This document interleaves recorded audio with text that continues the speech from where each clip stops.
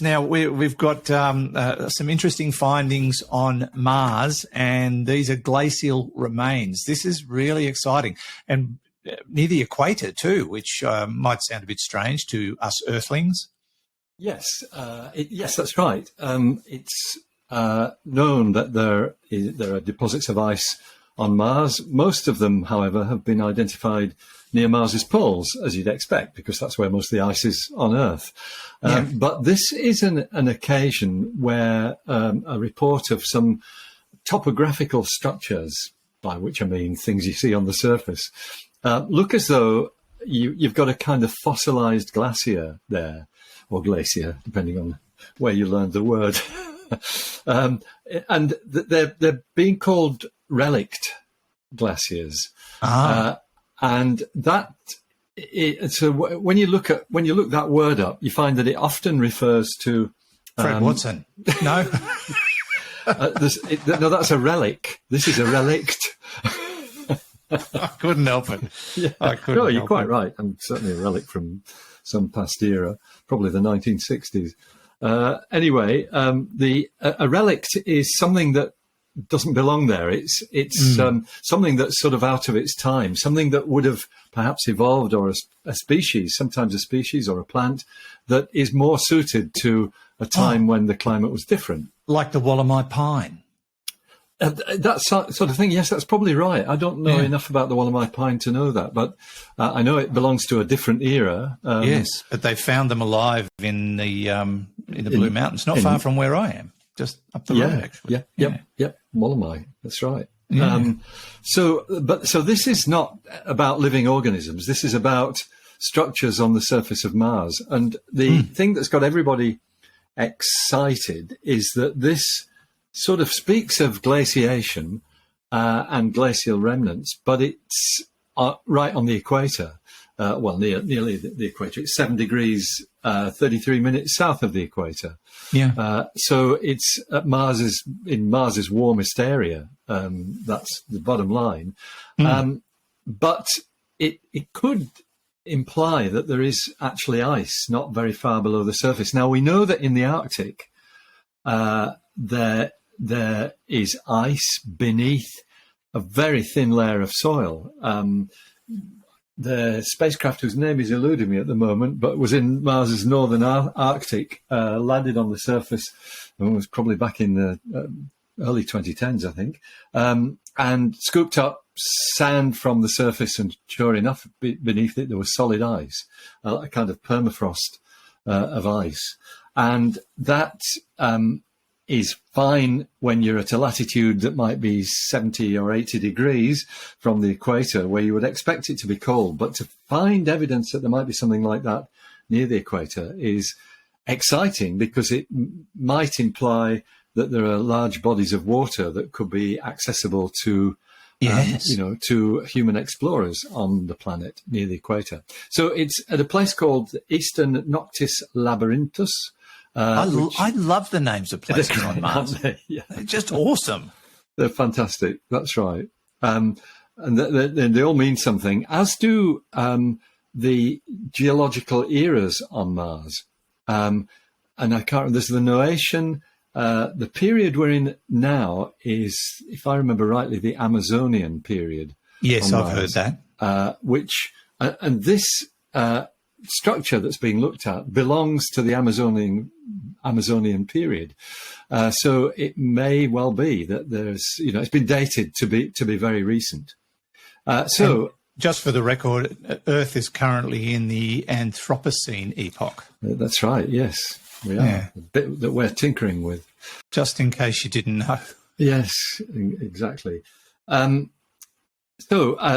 been a conference where this was announced, but the work has been done by scientists at the University of the Mars Institute in Maryland. Yes, Maryland. That's the place. Maryland Department of Geology. That's what I was looking for. Yeah. We quite often get questions from Maryland, which is we nice. do.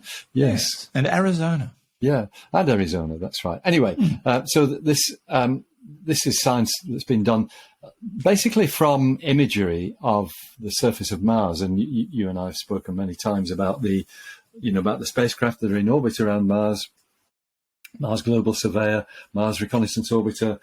These are the ones that have been able to take high-resolution images of Mars. And so what these scientists have done is they've looked closely at both the images and the radar results from Mars, which tell you how high and how deep things are. And what they're seeing is it's actually rock, but it looks like a glacier because it's got all the sort of features that we normally associate with glaciers, like moraines and these lateral deposits and terminal deposits. Yeah, crevices, thrust plains, all of that sort of thing. And they see all this stuff and say, this looks just like a glacier. But the temperature's too high for it to be a proper glacier. But what they are suggesting is that what you're seeing is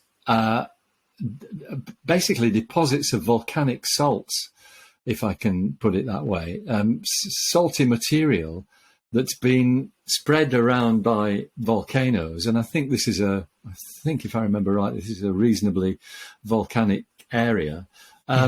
So, and it's actually, well, I'm going to read from our favourite crib sheet on phys.org. The presence of, no, wait a minute, let me read a quote from one of the scientists, actually a scientist at the SETI Institute and the Mars Institute, who's the lead author, Dr. Pascal Lee, who says what we found is not ice, but a salt deposit with the detailed morphologic features of a glacier. In other words, it looks exactly like a glacier. And so what phys.org says is the presence of volcanic materials blanketing the region hints how the sulfate salts might have formed and preserved a glacier's imprint underneath.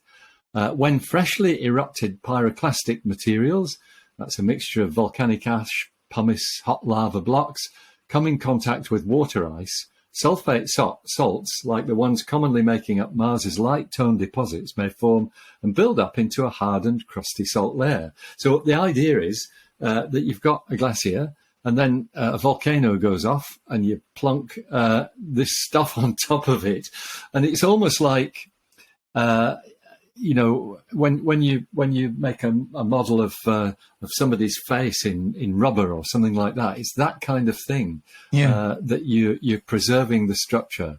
And another of the authors from University of Maryland, Surab Subham, says this region of Mars has a history of volcanic activity, and where some of the volcanic materials came in contact with glacier ice, chemical reactions would have taken place. For some reason, the bit I was reading has just disappeared. Oh, I have no idea why. It's called the internet, Fred. Here we are. It's come back. This region of Mars has a history of volcanic activity. And where some of the volcanic materials came into contact with glacier ice, chemical reactions would have taken place at the boundary between the two to form a hardened layer of sulfate salts.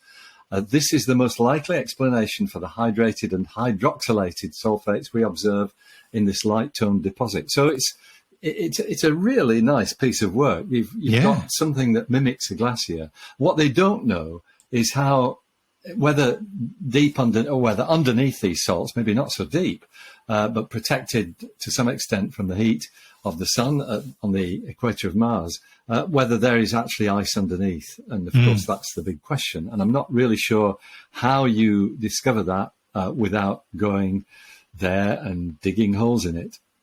Yeah, I guess that's the $64,000 question. And for future exploration and putting people on Mars, they probably need to know before they go, or do they send people there and go, well, we're going to land here and have a look around?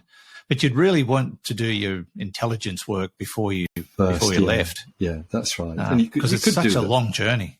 Yes, exactly. But it's the sort of thing a robot might be very good at finding. The only problem is with some of these zones, Mars's geography is pretty rugged, and mission planners are always very reluctant to land a rover or a lander in a place where there's lots of boulders or lots of little craters or, rocky outcrops, because it's hazardous for the landing process. Yeah. You really want to land things in as safe conditions as you can. And of course, that is even more relevant for human exploration. Indeed. Although Mark Watney would be able to help them out.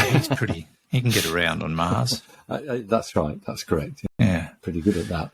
Yeah, I reckon so. But it's been quite a find, and it just keeps adding to the intelligence that's going to make Mars more and more exciting for a future visit. That's what really tickles my fancy, is that, we know there's water there.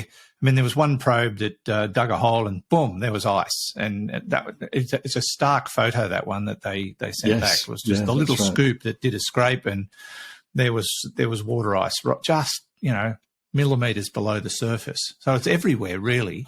But this could be much better pay dirt, given that there's this potential significant amount of water, I suppose. Would that be fair? Yes, and the critical thing is that you'd expect a permafrost of ice, perhaps at high latitudes, but where this is, it's not at high latitudes. In fact, there's a very nice quote again from one of the authors of this paper. The desire to land humans at a location where they might be able to extract water ice from the ground has been pushing mission planners to consider higher latitude sites, but the latter environments are typically colder and more challenging for humans and robots. If there were equatorial locations where ice might be found at a shallow depth, then we'd have the best of both environments, warmer conditions for human exploration and still access to ice. Yes, very exciting stuff. And if you want to read up on that story, by all means, jump on to the phys.org